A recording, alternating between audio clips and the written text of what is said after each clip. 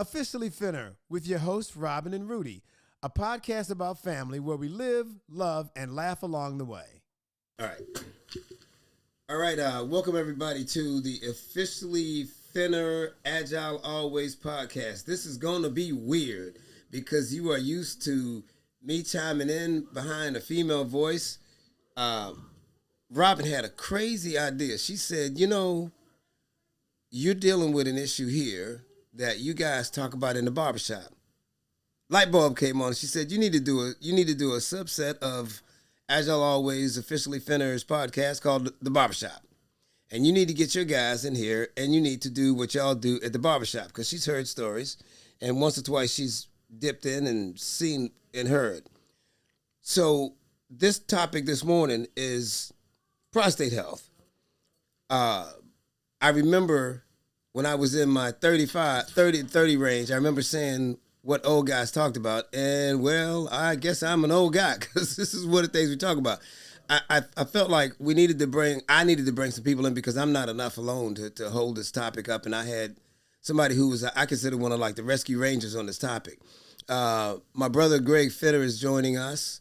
And Greg has become for me, a prostate health advocate.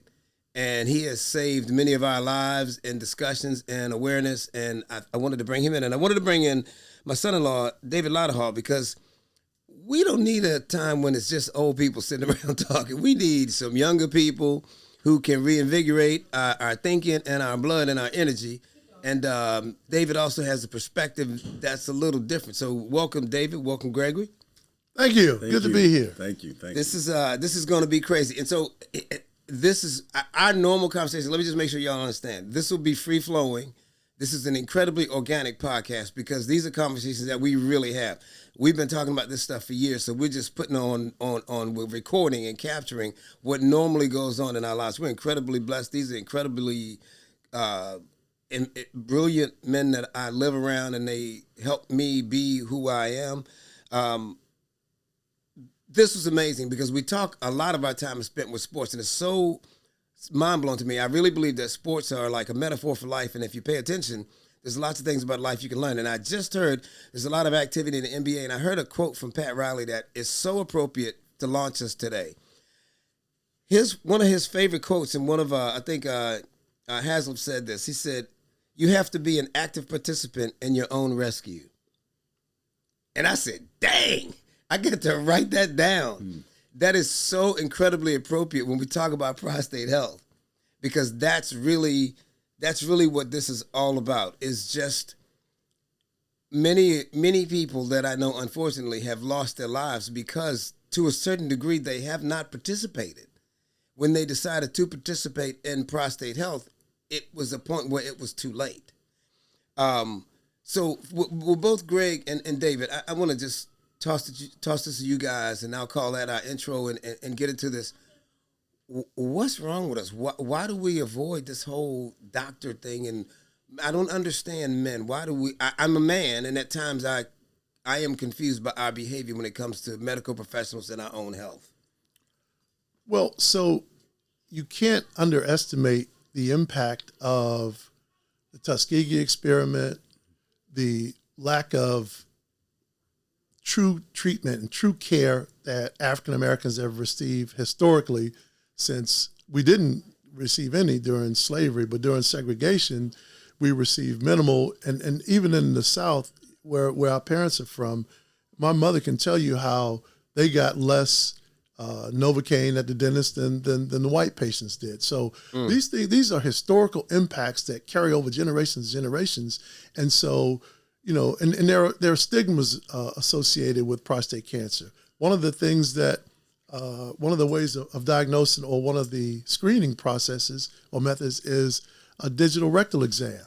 Now, how many men do you know are comfortable with a digital rectal exam unless they really understand how important that is to diagnosing a nodule on your prostate, and that's the only way that your physician can get to it. Now, I had a funny story from our older brother. Eric was telling me that he was getting a digital rectal exam, and he told his doctor, man, I really hate this part of the exam. And his doctor looked at him and said, it's no fun for me either. And so the door kind of swings both ways, right? But there are so many absolute phobias and historical things that keep Black men from being proactive about their health that, I think society has figured out a way to underestimate, and even sometimes we underestimate it. A company I used to work for years ago, we had a drug for prostate cancer. Full disclosure, I'm in pharmaceutical sales, have been for 35 years. I should have said that in the intro. My apologies.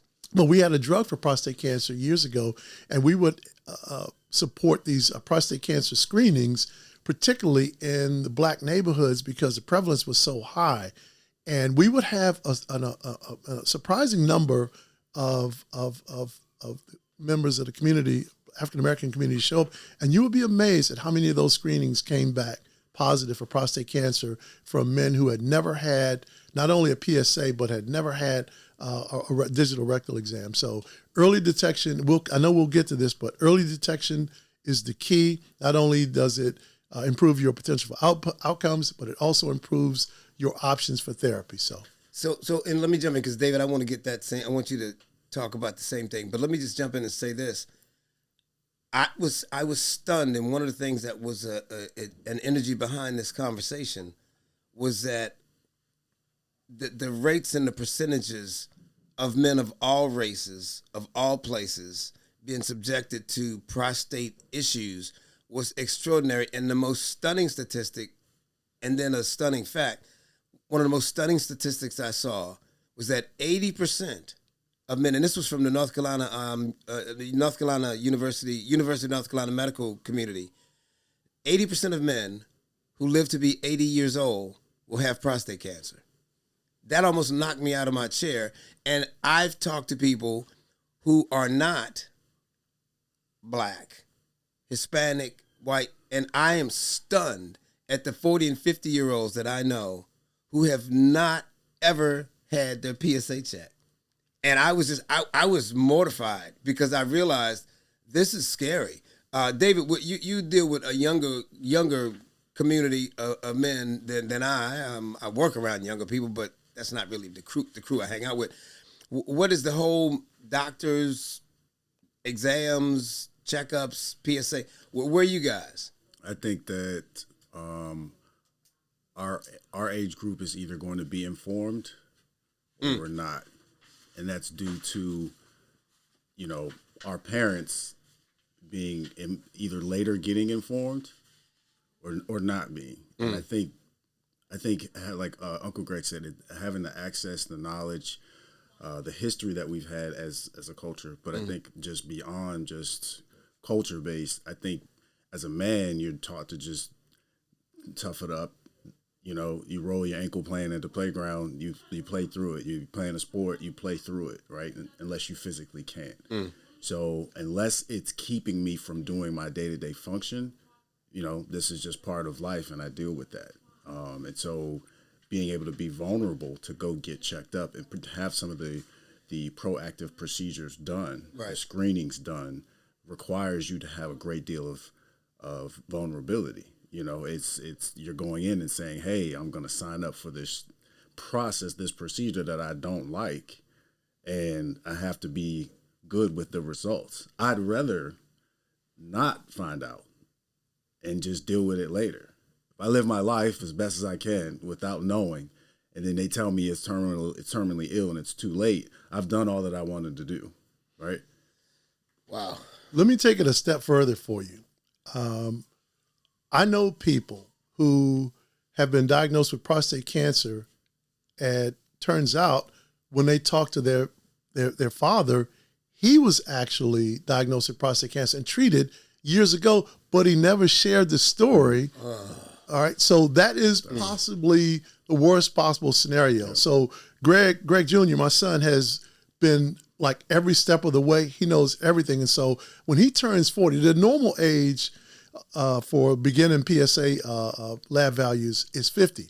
But because he has not only a father, but an uncle, I have two cousins who were treated for prostate cancer. This is an incredibly familial disorder, right? And so that 80% number for us is on the money. It's absolutely on the money. It could even be higher. For him, it's even higher, right? So the fact that the other friend of mine didn't know, it was just pure coincidence that he was on top of his health and got an early diagnosis. He was treated with CyberKnife, and he's now in complete remission. But think about if he was also a laggard who wasn't proactive with his health care, and his father didn't tell him that he had prostate cancer. All of a sudden, he's at stage 4 diagnosis, which another friend of mine did find out late at stage 4 and had to have a radical prostatectomy and radiation following up. And 7 years later, he's in full remission. But it didn't have to come to that. Right. What he is really regretful and disappointed about is that he didn't get the early detection. He didn't have the options. So he didn't have the options. And it's almost like a guilt that I carry when I talk to him about it, because I got diagnosed early, got treated early, minimally invasive. I mean, when I tell you that radiation seed implant brachytherapy is minimally invasive, it is incredibly minimally invasive, as opposed to radical prostatectomy is a major surgery. I mean, a major surgery and a long recovery period. So I just want to throw that in. If you are someone who has had prostate cancer and you have a son, you are putting his life at risk not telling him about your clinical history. This is really good. You're putting him at risk. But it's the private nature of prostate cancer is such that most in the early days when you got a radical prostatectomy, or even if you were treated, in most cases you came out your libido, you lost your libido, you had sexual dysfunction, erectile dysfunction, and so that's the personal side that nobody wants anybody to know, that there's even a possibility that I suffer from erectile dysfunction. Greg, and I'm not trying to, my point with all of this isn't to scare anybody to death, but I want to make sure that people understand this now, and you can help me with this as well. When we talk about the radical surgery, and I don't even say the word right, so I'll leave that to you because you say it nice and smooth. I've talked to doctors, and my feeling is that many of them go into that surgery knowing that it is highly unlikely that they're going to put you back together completely. They know it. I'm just saying, that's my interpretation of some conversations I've had. So which encourages the early detection is what I'm saying. But they have to step to that side. Now, there's a nerve-sparing therapy surgery that they do. Okay. That in most cases, sexual function is restored. But in some cases, what is that called? So it's basically it was the first people to do it that really perfected it were the surgeons at Johns Hopkins, and it's basically nerve sparing, where they were able to remove a prostate. Do a radical prostatectomy and spare the nerves that are responsible for sexual function. They were I did not know. Well, many other surgeons can do it now, but they were the ones from what I remember, from when I recall, and when I was in that arena back in the late 80s, early 90s. They were the first ones who were able to actually do that. So does that procedure have a name? Well, it's just called nerve-sparing radical prostatectomy. Okay. And so, but the personal nature of for a prideful man about anybody knowing, like maybe feels like maybe someone would feel like that makes them less than a man to have reduced sexual dysfunction. That's another myth that just unfortunate. So look, David, I want to ask you a question, but let me just tell you this. So my life is so incredibly wonderfully filled with God, and He deals with all of my issues at the door. So you're talking about pride. I had a problem. My PSA went up. Mm-hmm.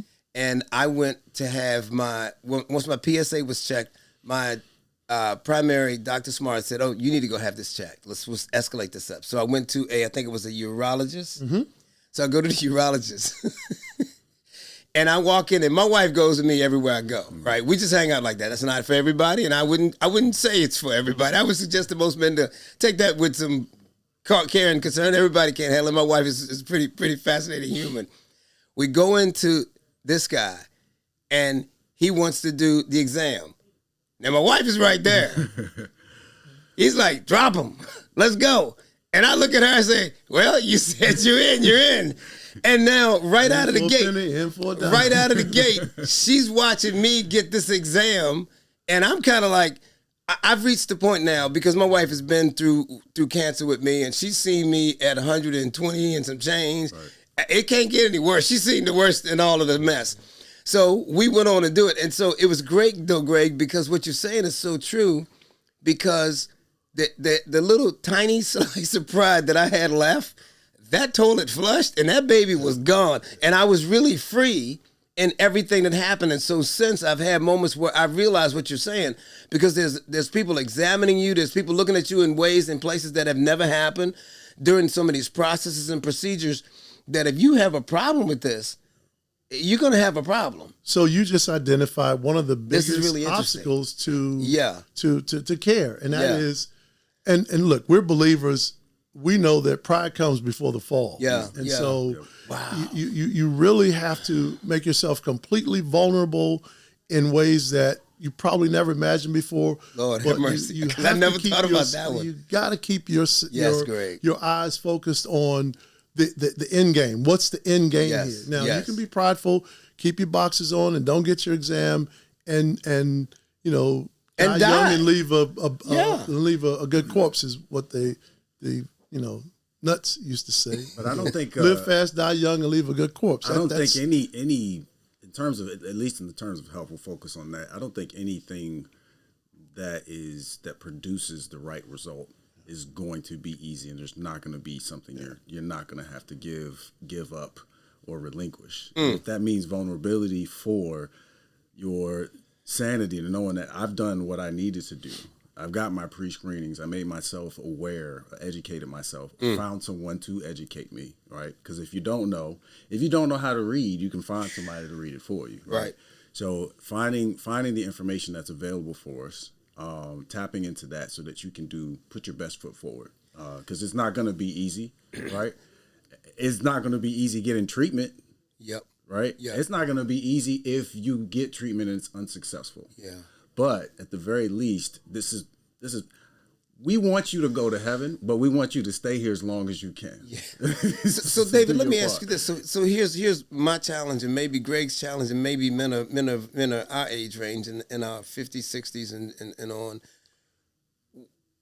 That is so troubling to me. I want to pause. How do I have people that I work around that, because of our comfort level, and we are almost like family, whether we want to be or not. So I can go into some tough conversations, and I've had conversations with those guys. But I'm around younger people all the time, and that is a troubling thing to hear you say, and to think about the guys that don't know and who are not informed and do not have the dads and do not have the uncles and do not have the people. What can we do to help motivate them to engage on this? Prostate health is one thing, but it just in general, exams and blood pressure and the general A1Cs and the things that you need to be tracking and taking care of. What can we do to encourage that behavior? I think it starts with the little conversations. I think that, sharing with the next person so that they share with the next person is kind of like the good news. You're going to hear about people having prostate cancer, and you also feel like it's far removed from you as a possibility, unless you've seen a family history of it. Yeah, you're going to have a heightened awareness of it. But if it hasn't really reached your family immediately, like uncles, parents, siblings, if it hasn't reached you in that way, you may think that that's not something that could happen to me. Yeah.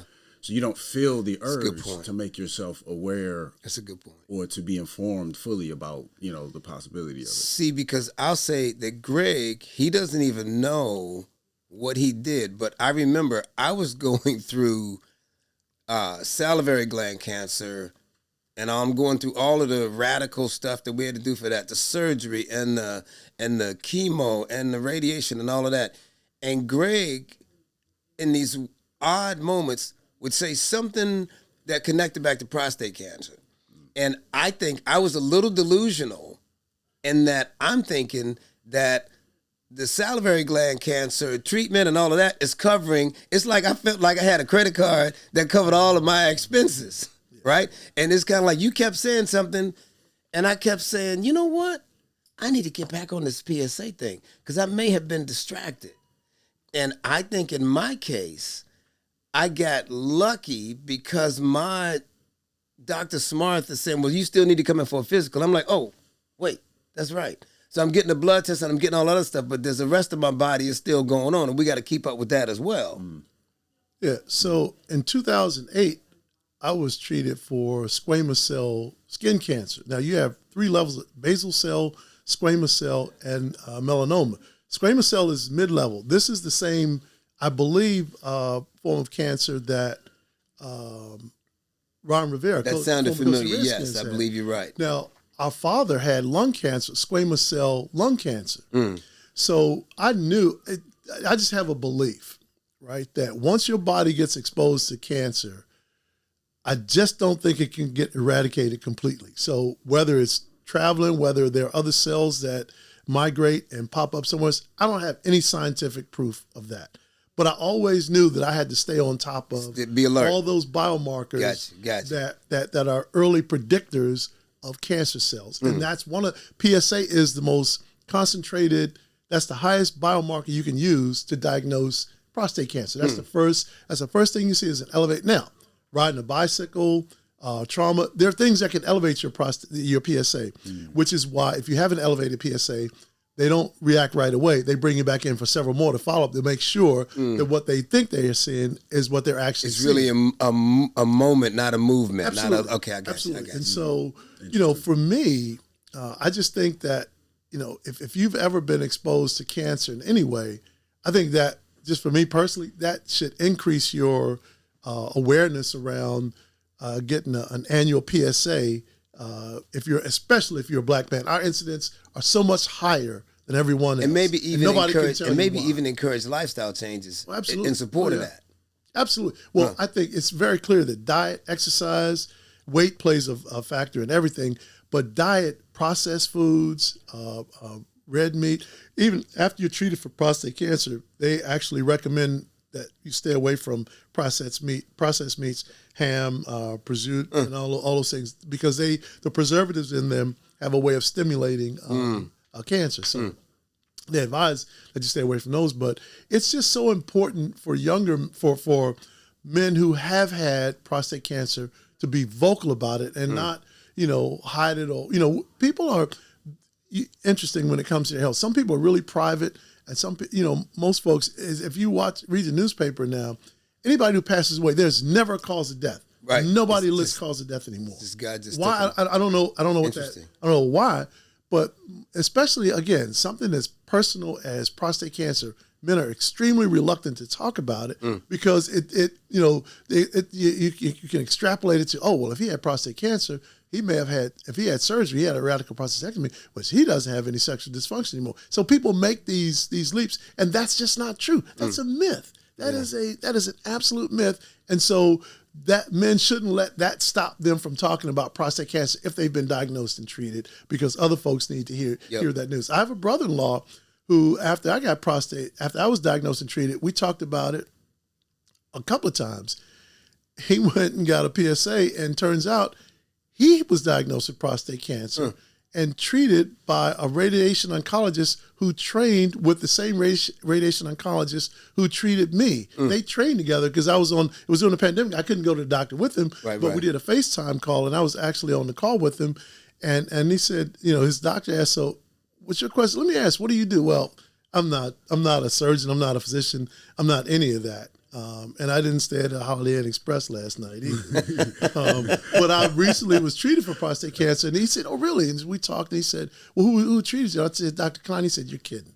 I trained with him. So, and my brother-in-law is doing extremely well right now. His PSA is down in the safe margins. But that's early detection, early treatment, early diagnosis, early treatment, because we talked, because we communicated, and I didn't go over there saying, "Oh, nothing's wrong with me. Don't look at me. I'm fine. I'm healthy. I'm good." Oh, no. The rumors of my treatment have been greatly exaggerated. That is not true. I'm fine. No, we talked about it a lot. So okay, you know what? And I got so excited. That was a printer that just went off. Okay, I can live with that. Let's take a step back because we got so far into that. Let me take a step back because we're talking about prostate cancer, but let's talk about the prostate because I don't think until I was introduced to it, I didn't think about my prostate. I didn't think about it any more than I think about my pinky toe. I just didn't cross my mind. So what it actually does, and then talk about some of the issues that we might want to look at. And the notes I had were produces fluid that nourishes and protects sperm, helps push semen out during ejaculation, regulates urine flow. And I think those are the things that begin to, when disrupted or interrupted, begin to be little signals that something is kind of going sideways. Greg, in terms of what it actually does, did you have anything beyond that before we talk about issues? No. Okay, so that's kind of in a nutshell what the purpose is, and then talk about process issues. And I had enlarged urinating frequency, prostatitis, and then prostate cancer. In terms of issues, let's talk about those issues a little bit. So you talked about prostate cancer, and then the prostatitis, infection versus inflammation. Are you at all familiar with that? Yeah. So most African Americans have enlarged prostates, which leads to frequent urination because it pushes on the bladder.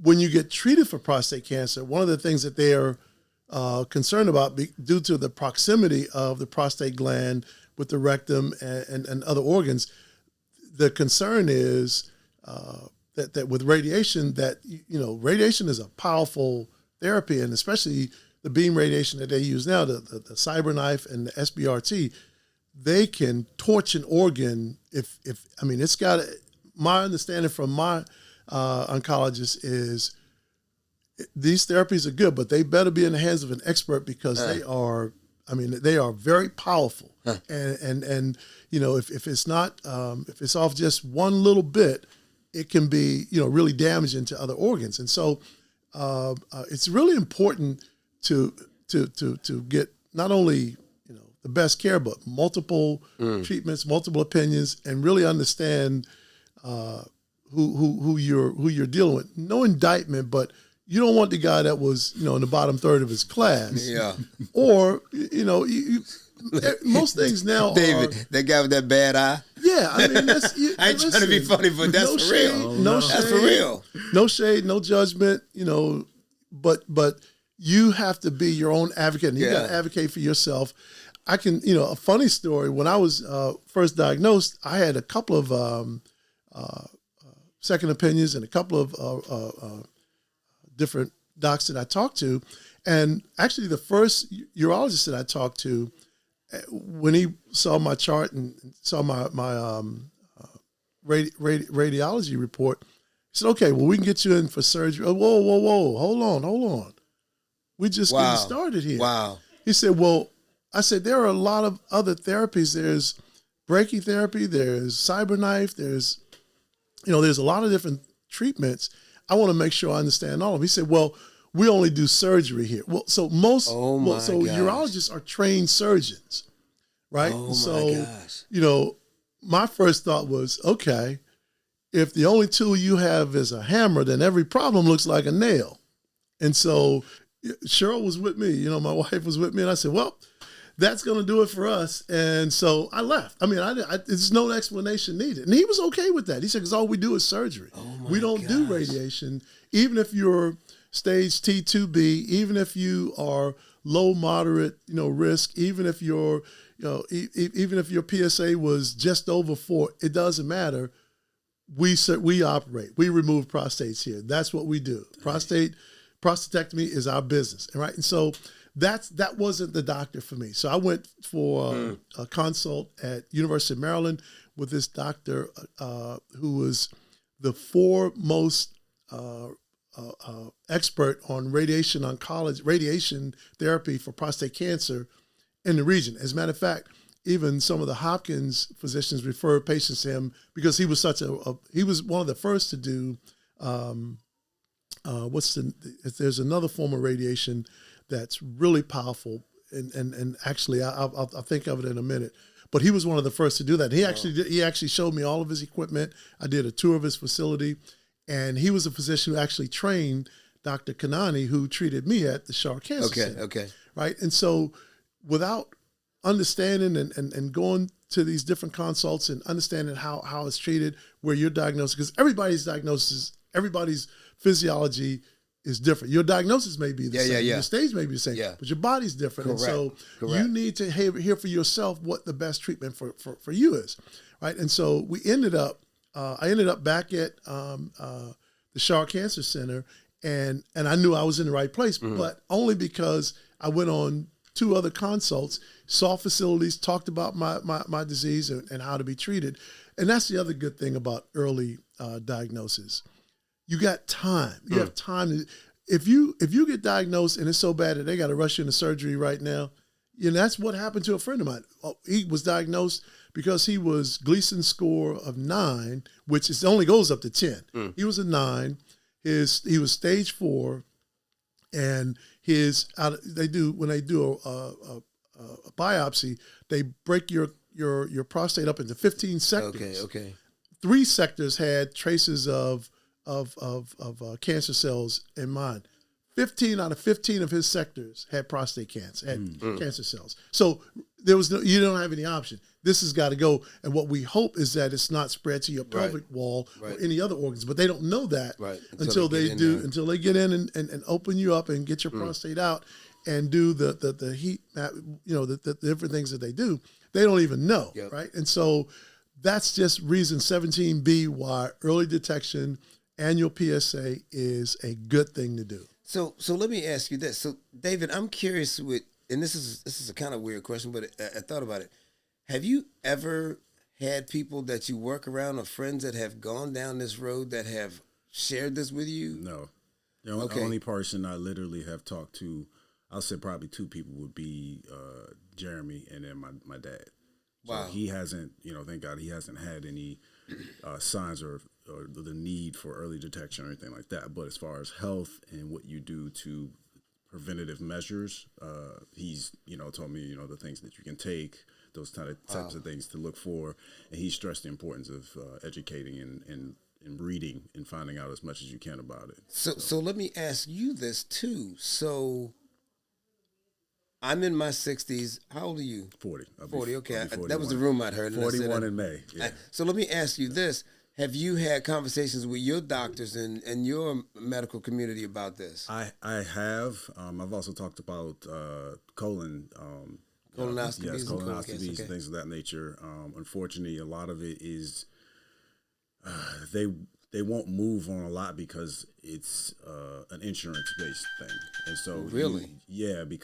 Because of my age, I'm not necessarily at an age. So what's the right age? I think it's like 40. I want to say it's like 45 where you can start to, like insurance will start to cover some of the. Well, and that's the key word, right? So that's the key word is insurance coverage, right? And so, a lot of these things, insurance won't even start to cover it because of what the data says. Which is crazy. It's nuts. But, and I will tell you, most of the literature does say, when you have somebody who is diagnosed with prostate cancer earlier than 40, that's rare, which brings me to the next point. This is why you got to know your family history. Right. Got to know your family history. I would bet it's very rare to find someone with prostate cancer under 50 who doesn't have a history of prostate cancer in their family. Right. So we have a cousin whose father had prostate cancer, and he was just diagnosed and treated, at the age of 52. He had a radical prostatectomy, and he's doing fine, but his father also had prostate cancer. So it's, I don't like to scare my son, but, he does get a little agitated when we talk about this because I tell him your incidence, your probability, your chances are high. Let's just call it what it is. They're high. But when you have the direct, I guess, connection to it, I think you're more probable to being approved. You mean father-son? Yes. Well, right. If it's True. close to you, Absolutely that true. actually Absolutely works true. in your favor to start your procedures, your screenings early. Well, think about Chadwick Boseman. How young was he when he died of colorectal cancer? That man wasn't even 40 yet. Yeah. So now my guess is that he probably had some digestive cancer somewhere in his family. I don't know that. I don't know anything about his family, but a horrible event. And who knows even if they could have caught it at 33, but that's incredibly young. But all this stuff ties back to family history. So it's really important to know your family history. So Sorry, he was a lot older than that. He was 43. Still very young. young. Yeah. So the I guess the thing to be mindful of is you're saying you got to know your family. You got to know what your history is. You got to be responding and connecting to that. You also, I think, from what I had when I was being treated for my salivary gland cancer, I was on 2 occasions things as simple as some of the screenings. What is it? The test that you get after your treatment. CAT scan, MSCAT. Keep on going. The top one. I can't believe I just lost my words. But there were basic things that should be done that insurance initially rejected. A PTI. Oh my gosh, what is it that I was going in and getting? They inject fluid in me, and it took 45 minutes for the fluid to take, and then it was a whole. Oh my! A PET scan. I'm sorry. Okay. So sorry. Yeah, so you brought me here to talk about prostate cancer. Now you giving me. My I didn't bad. think there was any math on this. He said there would be no math here. No, it was a PET scan. But after receiving chemotherapy and radiation, the insurance company rejected the PET scan. Yeah. And we had to advocate and get our conversation right and go back. And they immediately said, okay. But I was shocked that would be rejected. And so I'm saying with some of these things, just like you're saying, the insurance coverage says no, but I need to get my history together, document that, submit that to my insurance company and say, okay, for this reason, we need to override that decision. The other thing that goes along with that, I saw a video, this was a couple of years ago. I think actually closer to the pandemic now. And it was a lady, it was an African-American lady, young, probably my age. And she went to an eye doctor, and they did a procedure where they put you in front of a machine. There's a lot of health. I have that done. Yes, I've had that done. You can tell about the body. Yeah. And they looked at her and they said, you need to go get screened based upon what we're seeing. Yes. And she went and got screened and found out that she had early, I think she had colon cancer, early signs of it. That's crazy. And so the thing is, through your eyes. Right. So the other thing that I also saw after that was someone talking about when you get your tax return, right? Even if you're saving your money or you're taking care of things that you needed to take care of. Maybe use that money to go get some of these screenings that you don't have access to because of insurance coverage. I just read the other day, because I'm a regular customer with one of the local labs that does the blood test, they talked about the screenings that are now advancing with blood tests. And they're actually sending me ads. Hey, you can get your colon cancer checked with this blood test that you're getting ready to have. And so there's a number of options that are available. And you're right. Sometimes instead of buying your Porsche with your bonus, you might want to consider different tests that are blood tests and things that help you understand where you are and where your health is. Well, so that's another really excellent point because I watch Good Morning America every day religiously. And the doctor that was on there was talking about all the new screenings for colorectal cancer, for colon cancer and all digestive forms of cancer. And he was saying that the colonoscopy is no longer the preeminent screen for colon cancer, for digestive cancers.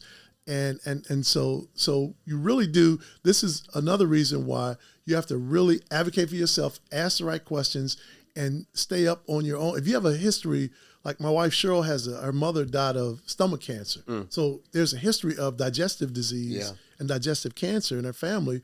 So she's constantly talking to her gastroenterologist about those different things. And she goes for screening every 3 years. And so, but that's how you stay on top of it. Yeah. And why is it, we always see, or we see a lot, that our white counterparts, their survival rates and their diagnosis rates are better, their diagnosis rates are higher, and their treatments are more successful than they are in the African American community. And it's mostly primarily because of access to care, education, and advocacy. As we can really learn from our entire society about how important it is to advocate for yourself, to be educated, to understand your family history. I mean, we've talked about family history a lot today, and that's something that gets overlooked. A lot of these insurance companies are denying things because they don't know, because it's not in your chart that you have a family history of this. So when you educate them about that, they will fold like a lawn chair. They don't want to be in that legal jackpot. I was just going to say it's crazy because when they ask you go to get checkups, it doesn't matter where you go. And they said, do you have this in your family? I'm like, I got all of them. Everything. Grandparents, heart, breast. Can I tell you that until a few years ago, after our father, like Greg said earlier, passed away, he had a heart attack, but he was being treated for lung cancer when the heart attack occurred. There are actually documents that I have completed that I'm going to confess to the world today that they said, is there a history of cancer? And I said, no. Yeah. I said, you idiot. Yeah, that was wrong answer. You idiot. Yeah. You got one person in your family that hasn't had cancer. My mother was a breast cancer survivor. Yeah, mother was a breast cancer. Father was it's cancer everywhere, you moron. And so I'm gonna free everybody who's listening. Why? David, I can't tell you why. That's because that's a good question. Because if it's convenience, no question. If it's convenience, I don't even know what I was thinking. It's just like I don't know what happened. And one day, because I'm not an incredibly, Lord knows I'm not a private person. Right. I'm not a person who lies. I'm not a deceitful person. So I know what I know me. I wasn't doing it for that reason.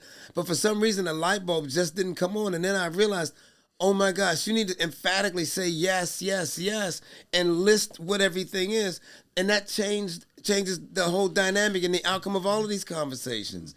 It was, that's so. Well, and a really good physician and an assessment of your health can look at your family history and prescribe the proper blood work, the proper analysis. Yeah. A really good physician can do that. So they really do need to know. Wow. Okay. So, man, this is, I'm getting caught in my own head here because you all are saying stuff that's just launching me into all kinds of thoughts.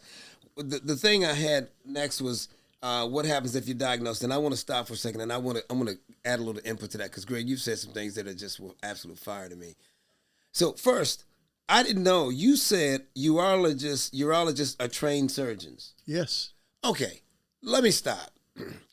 And I need to apologize for all of the urologists that I talked to that I thought had lost their minds.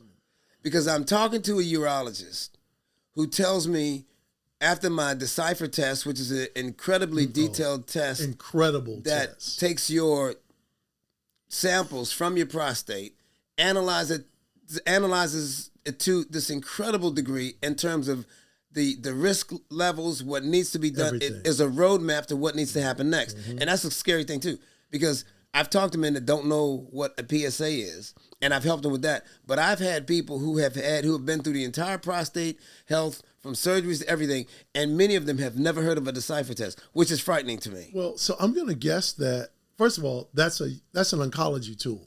The Decipher test is an oncology tool. If you're only being treated by a urologist, he only knows what he knows. And with all the things that they have to do from a urological perspective and learning and keeping up to date, there's no way, most of them don't have time to delve into the world of oncology. So that's why I've advocated to most of the people that I know, if you get diagnosed with prostate cancer It's not enough to see just a urologist. You need to see an oncologist as well, because cancer is what they do.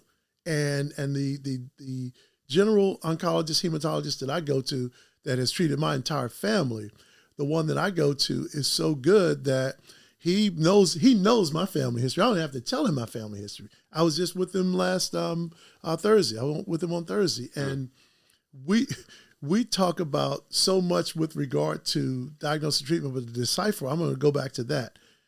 That is the most comprehensive document on your health, on my health, that I've ever seen.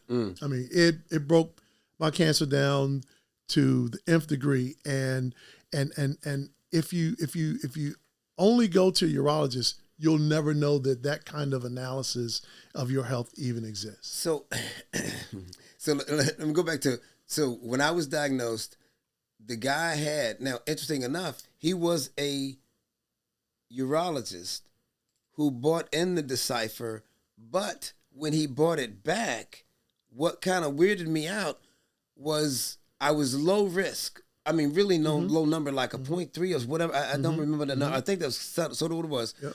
He said, and it's color coded, by the way. Right. It's even color coded. What he if said, you can't read or count, you know what red, yellow, and green. You know what that means. Yeah.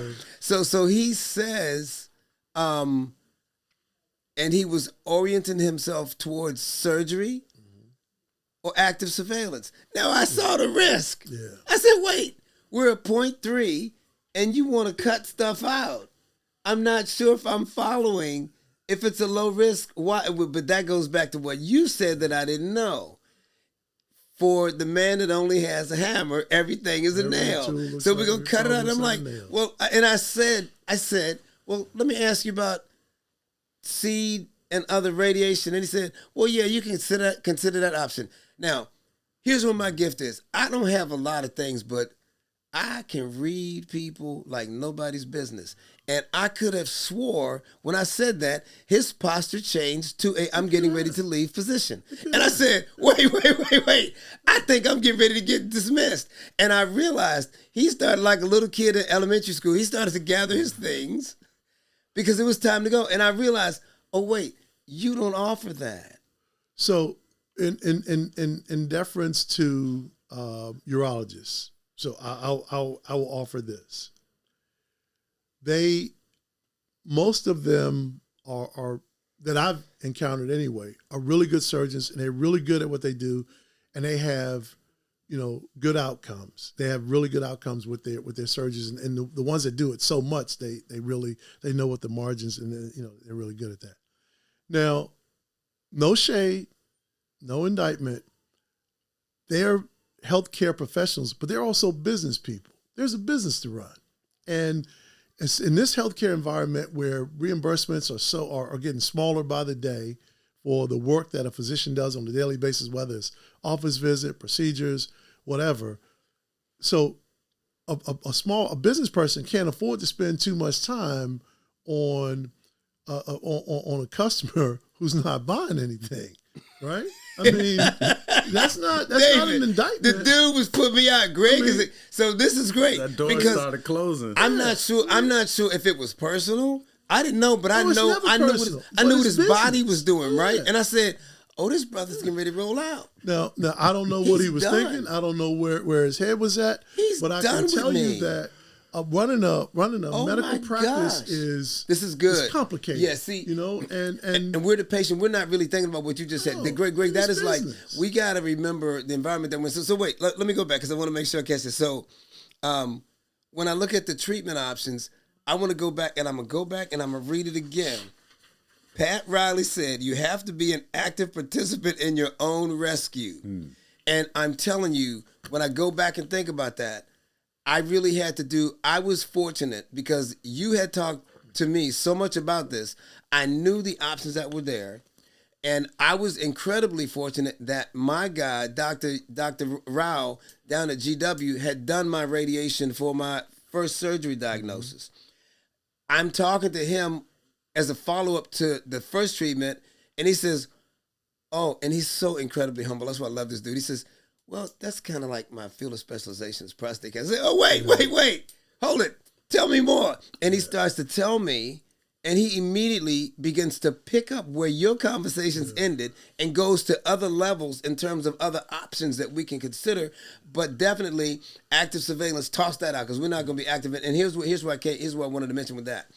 Active surveillance was fascinating because the statistics said that where my prostate cancer was, it was low risk and most likely not need anything. He said, okay, let me just break this down for you.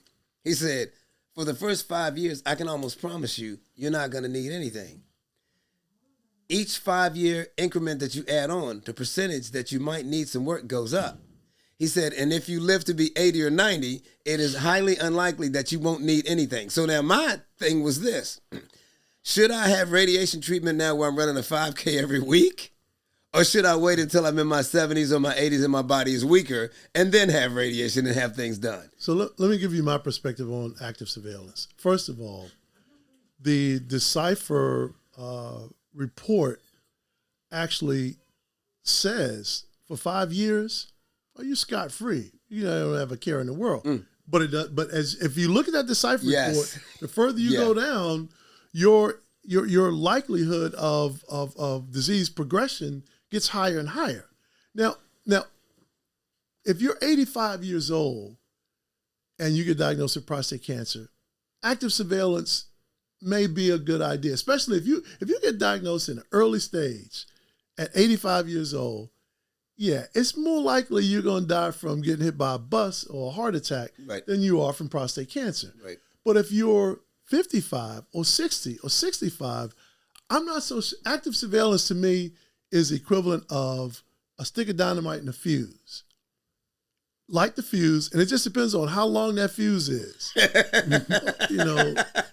Because it's gonna blow up. It really. It's just a matter of when. Tell you, it's really gonna blow up. And that's a good analogy. So light the fuse and let's just sit here and watch it. When he mentioned active surveillance to me, I almost said, "Have you lost your complete mind? I'm not actively surveilling anything. Shocked. I was shocked. It's not even an option for me. I was 60 years old when I was diagnosed. At 60 years old, active surveillance. I don't care how early my stage. Well, actually, when the first urologist, when my PSA was elevated, he said, "Well, we can do a couple of things. You can do, this is your second time in, and it's 4.3, and it wasn't even that high. Right. But this is really key. 4.0 or lower is normal PSA. But if your PSA increases more than 1 point over the course of a year, that warrants further investigation. There you go. That's right. a good So marker. even if it goes, my PSA went from 2.9 to 4.2. And when I first went to when I first got that blood work and I went to the urologist, he said, "Well, 4.2, that's not high. That's just." I said, "No, you don't understand. It went more than 1 point." And he said, "Yeah, that's true." I'm like, okay, may not be dealing with the class valedictorian here, right? If I'm telling you this, oh my gosh! So he said, "Well, we can do a couple good. of things. We can do active surveillance, or we can do a biopsy." I said, "Oh, we're doing a biopsy. We're doing a biopsy, and when can you get me in?" So he said, "Okay." So we did that, and he called. I will never forget. This is God is my witness. He called me on the morning of November 1st, 2019. The morning of November 1st. I was working with one of my reps, and I stepped outside and took the call. He said, "Hey, Greg, this is Dr. X. It turns out you do have prostate cancer." I was like, I knew that. Why do you think I said I'm getting a biopsy? I knew in my soul. It was like fire shut up in my bones. I knew it. And all the biopsy did was confirm what I already knew. Turns out you were He said, right. "Turns out you were right. You have prostate cancer."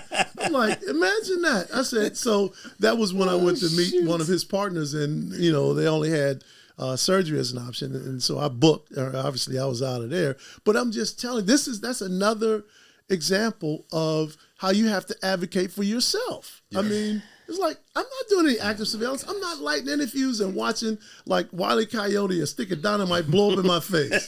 No, we're not doing that, bro. Yeah, no.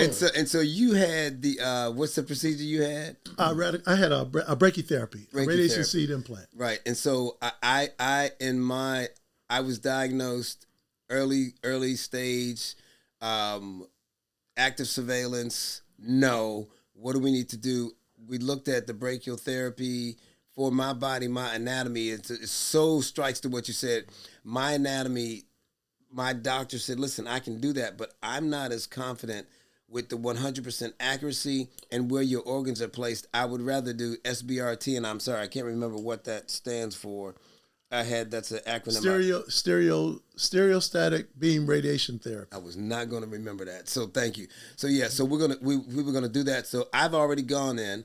We've had the gold rods in place. I told Robin I'm a value now because I have gold inside of my body that's going to remain here through the duration. Don't nobody be digging up my remains trying to get little gold bits out. I'm not playing that. I don't mess around like that. And if I'm cremated, make sure that they don't take it.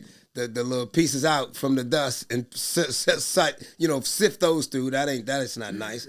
But I've had the other thing was the space ore placed in. So those are gel inserts that they add to separate your organs to ensure that the radiation does not affect or dramatically reduces the potential for side effects from radiation treatment. So I've had those things done, and I will tell you, I said that because you said a key word. So you have the PSA, a scan of some sort, maybe an MRI, a biopsy, and I will tell you of the radiation, of the preparation of everything. Clearly, to me, the biopsy was the most dramatic, and whoa, what are you doing part of the whole process? Everything else was absolutely painless. I'm saying this to anybody that might have to go through this. I experienced very little discomfort from anything. The biopsy was like, put me to sleep, and when I wake up, it's kind of like, a lot of stuff just happened here. I need a nap. But it was actually, I've been amazed that based on my first cancer experiences, this has really been small potatoes, to tell you the truth. I'm not saying that for anybody who has experienced none of this. My reference points are different. But I was surprised at how, like I said, the biopsy was the biggest thing for me. And so a couple of things.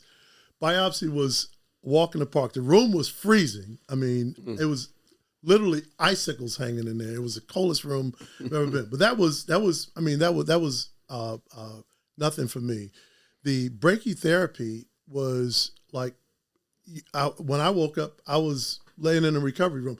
I equate brachytherapy to a colonoscopy. Okay. Count backwards from 10. Best never sleep, made it best to 8. sleep of my life. And I woke up in another room with, people looking at me smiling. Yeah. Now, here's what I did not like. And this personal preference. Yeah. The MRI was just, Oh, really? going in that chamber. It's a small. It was like small. being in a buried alive in a casket. This is interesting. Then the But that first didn't time it was faze fine. me. I was just whistling, thinking about, because I was playing golf after that, thinking about that. The next time I went in, something hit me. I don't know if I had like a moment that, is this what's going to happen when I'm going to die? Okay, I'm getting cremated then because I can't wake up in this thing. Yeah, and so that was a. So I'm sorry, sidebar. We get ready to close, but I got to tell this story because you said that. I'll tell you, and again, you got to ask people that point of reference. I said what I said to your MR, but here's why the MR was no problem to me.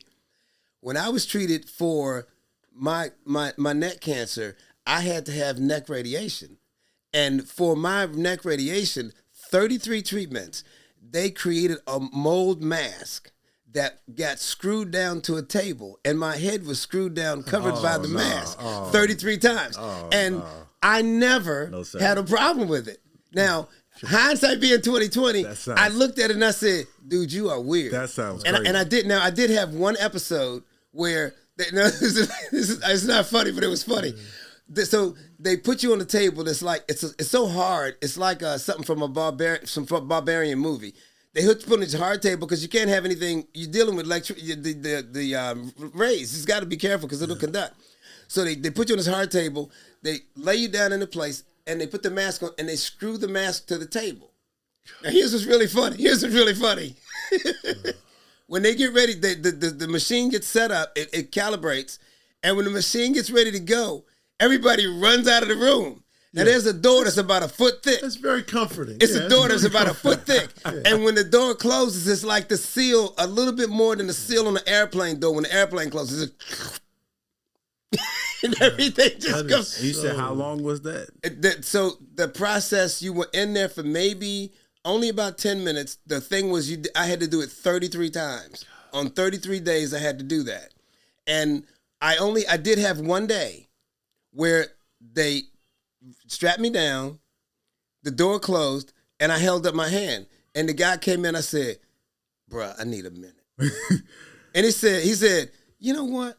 I'm really surprised it took you this long to do this.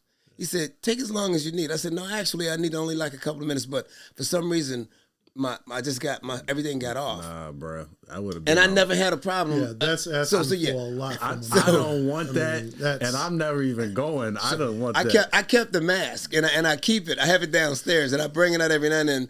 If people start getting a little, every now and then I'm talking to people about diets and things, and they get a little big chest on me about how they're this and that. I said, let me tell you what some options are, Chief. You want to eat the salad. Because here right here. Let me just tell you what this is. But yeah. So anyway, so I understand what you're saying about the MRI. That's really interesting and perspective and all of that. So let's wrap this up. Because one thing. Yeah.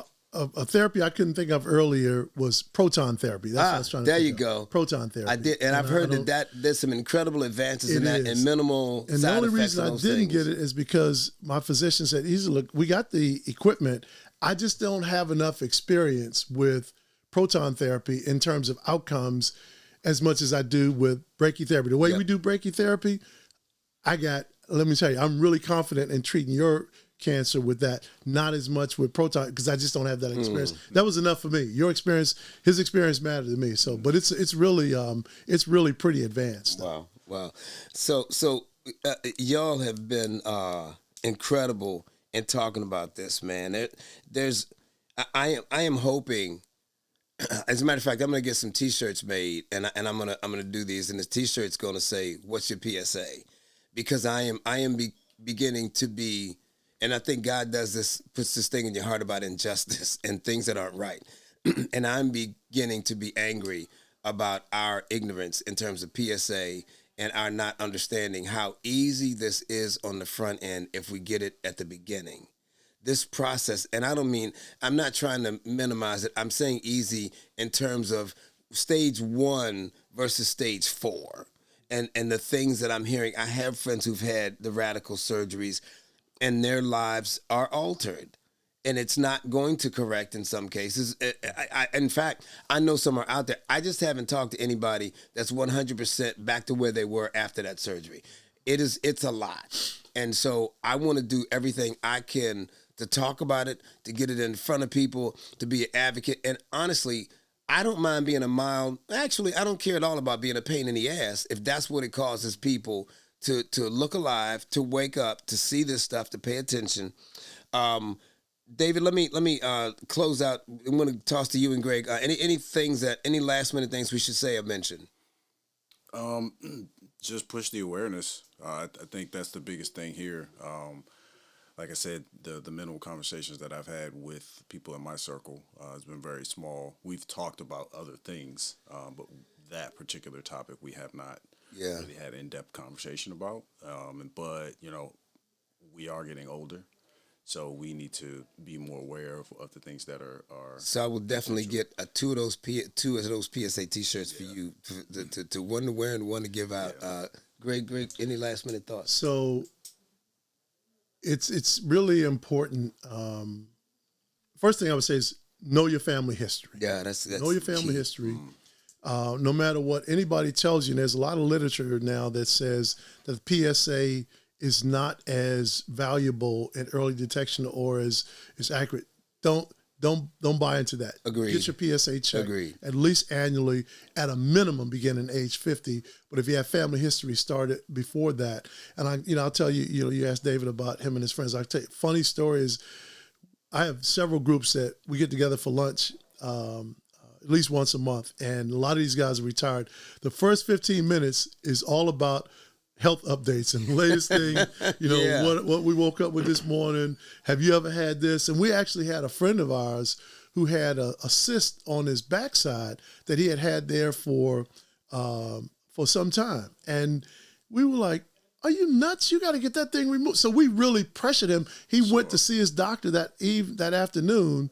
Within 2 weeks, he was in surgery and had it removed. And the doctor said, what in the world took him so long, because it was getting bigger and bigger. It was a non-cancerous, it was a benign cyst, but it's like, you can't, how can you let this thing just grow on you like that? So if you have, aside from the early screening, knowing your family history, talking to your peers about health issues, but if you do have a peer with a health issue, even if it strains your relationship, you got to press them into getting the proper health care. Don't let let losing a friend, because if you want to really lose a friend, don't say anything and you'll lose a friend permanently. So don't be ashamed or shy about,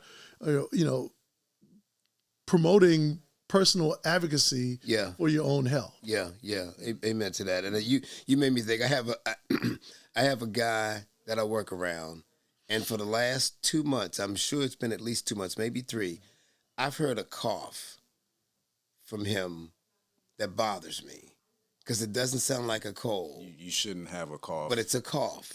And I think it's so regular to him, he's not even noticing. And so I got to say something. And that's that's the call to action, is not only for me, but to stop sitting, looking, listening, observing, and just keeping it to myself. Because sometimes people just need a little bit of, a little urgent, a little encouragement, a little positive whatever, just to move them in the direction of having this stuff checked. Because you're right, David, there ain't no such thing as just a cough. Nobody just coughs. No, you just breathe, you just blink. You don't just cough. Yeah. Right? So why are you coughing?